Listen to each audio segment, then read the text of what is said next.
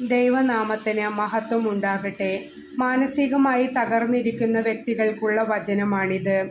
ഏശയ്യ 41:10. ഭയപ്പെടേണ്ട, ഞാൻ നിന്നോട് കൂടെയുണ്ട്.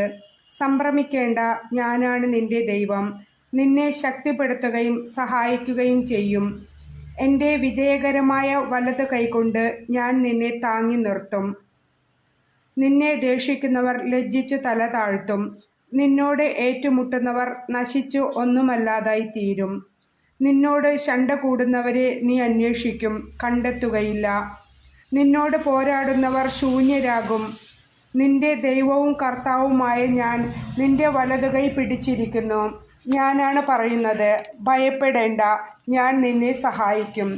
അതേ പ്രിയപ്പെട്ടവരെ, ഈ വചനത്തിൽ കൂടി കർത്താവ് നമ്മെ എത്രമാത്രം സ്നേഹിക്കുന്നുണ്ടെന്ന് നമുക്ക് മനസ്സിലാക്കാം. തിരിച്ചും ഈശോയ്ക്ക് ആ സ്നേഹം നമുക്ക് നൽകാം.